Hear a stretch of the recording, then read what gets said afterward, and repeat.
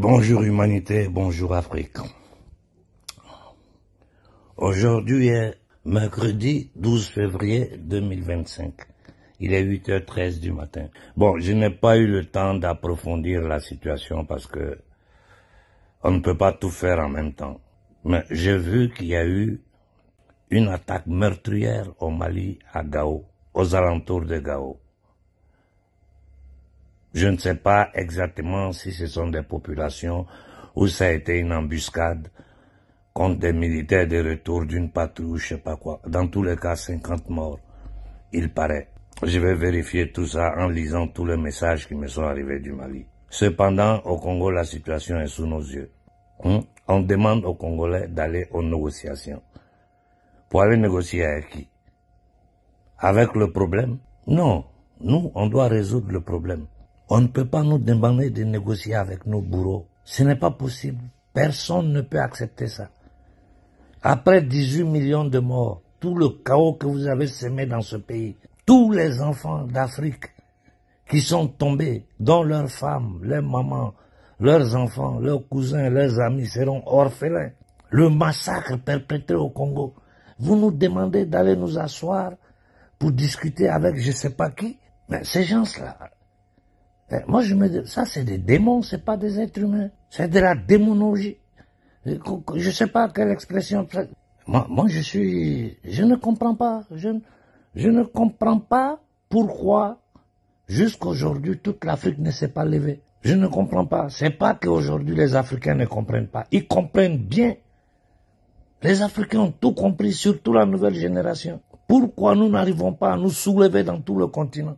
Je vous ai dit et je vous répète, la solution du problème congolais ne peut venir que du peuple congolais.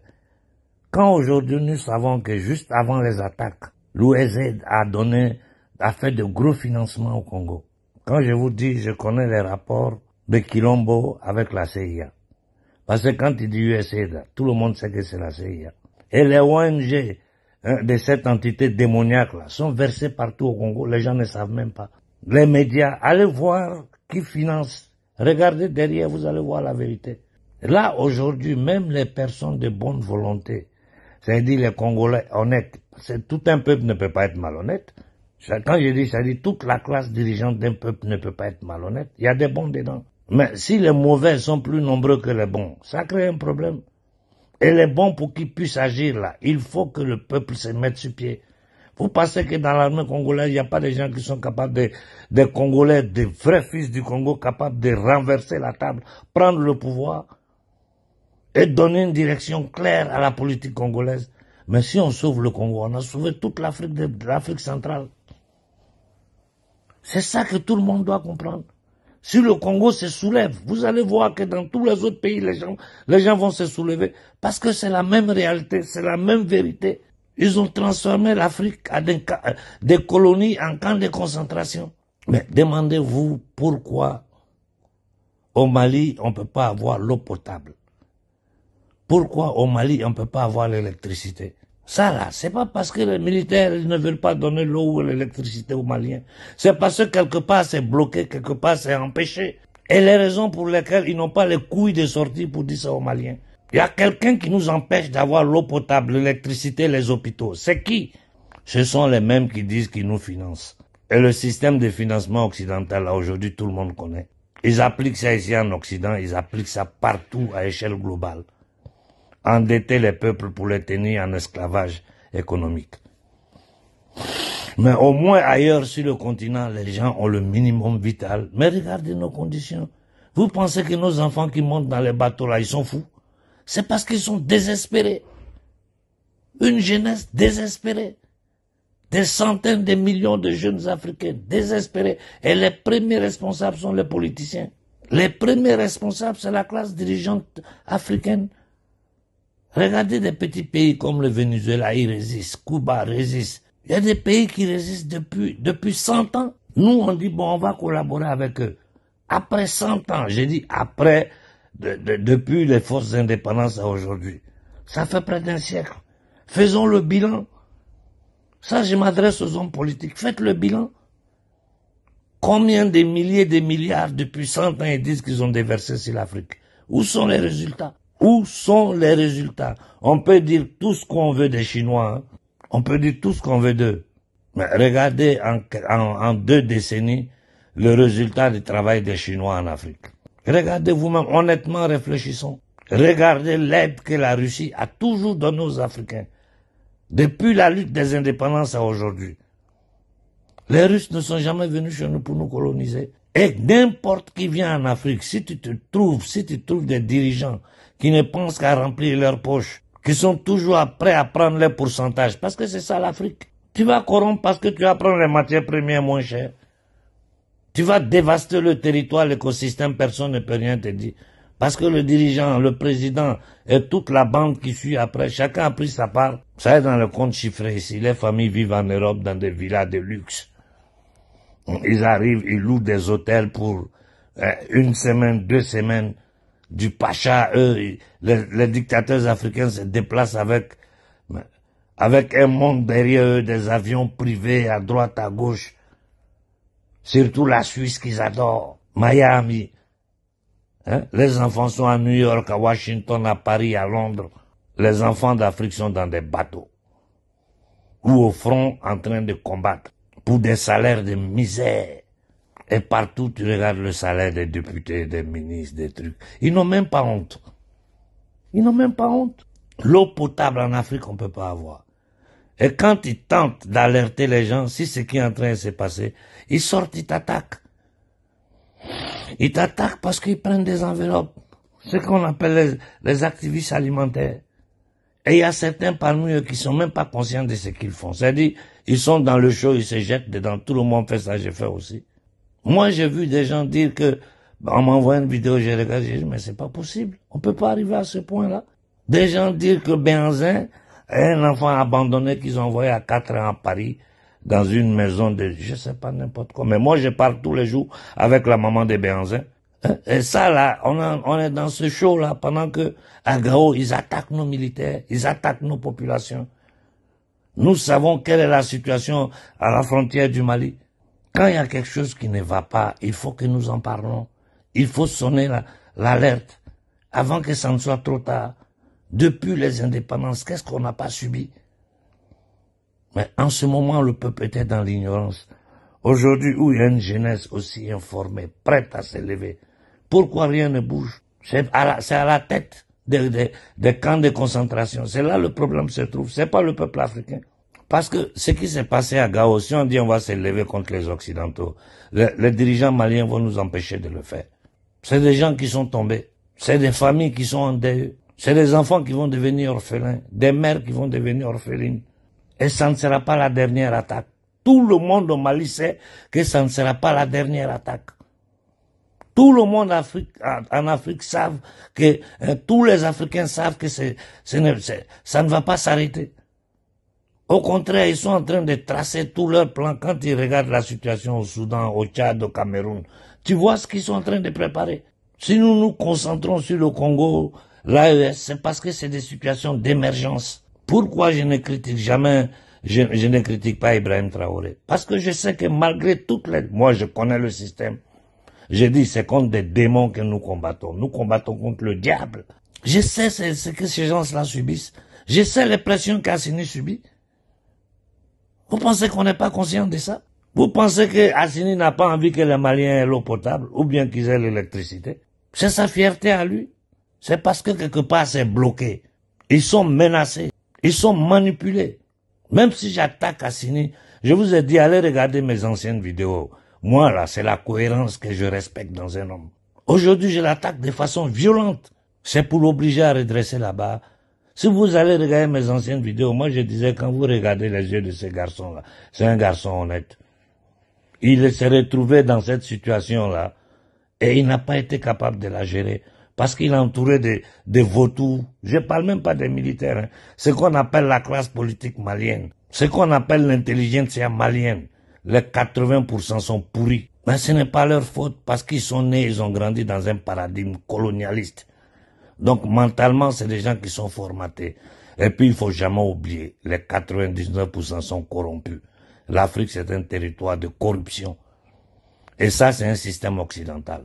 Mais quand on parle, c'est le petit policier qui est dans la rue, on s'attaque à lui parce que il raquette un peu le chauffeur, le truc. Mais il va raqueter. Le président raquette. Il prend ses pourcentages. Mais la corruption va gangréner toute la société. Donc je vous en prie, quoi. Essayons de concentrer nos efforts sur l'essentiel. L'Afrique est attaquée.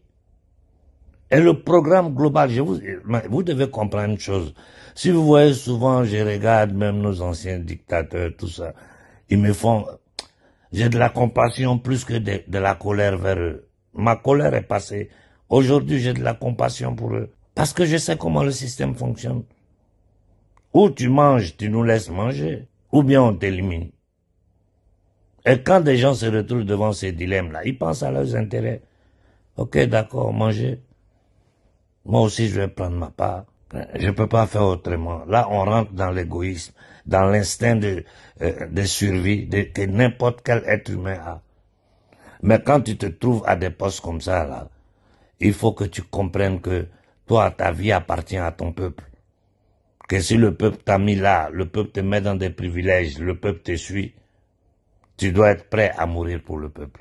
Donc même si on te menace, même si on te fait des chantages, si tu peux pas, trouve une excuse, maladie, tout ce que tu veux, démissionne et avant de partir, mets au pouvoir quelqu'un qui peut faire ce travail. Mais non, non, non, les dirigeants africains, c'est pas ça. Je peux pas, mais je ne quitte pas. Il y a d'autres même qui veulent partir, ils ont peur de partir. Mais Idriss Déby avait dit, j'ai laissé le pouvoir, on dit non, tu laisses pas le pouvoir. Tant que tu peux les servir, tant que tu les arranges, toi tu es là, le jour ils n'ont plus besoin de toi, eux ils te jettent. Si le peuple s'élève contre toi, ils ont déjà ton remplaçant.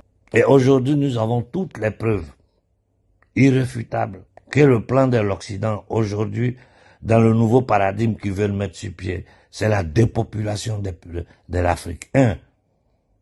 Et redessiner toutes les frontières africaines. Donc que nos dictateurs là soient d'accord ou pas, qu'ils se soumettent ou pas, les Occidentaux, ça les intéresse pas. Cette élite satanique-là, c'est redessiner l'Afrique comme ils ont fait en 1884-1885 à Berlin. Et imposer leur vouloir aux Africains qui vont survivre de leur plan diabolique qui est sur pied. Et dans leur plan, là, tous les anciens dirigeants d'Afrique, là, ils doivent tous dégager. Eux-mêmes le savent. Ils savent qu'ils doivent tous dégager. Ils ne peuvent rien. Ils ont peur. Ils ont peur de perdre tous les biens qu'ils ont accumulés. Ils ont peur de mourir. Nous sommes dans cette situation. Regardez, faites une photographie de l'Afrique. Des gens comme Ouattara, regardez dans quelles conditions ils sont. Les talons, les Yadema, ils peuvent rien. Et Yadema dérange sincèrement. Le lendemain, la CIA, en collaboration avec les services occidentaux, il l'élimine. Sonko n'a qu'à tenter de... Vous allez voir ce qui va arriver au Sénégal. Nos dirigeants, quand ils arrivent au pouvoir, ils se retrouvent toujours devant un dilemme.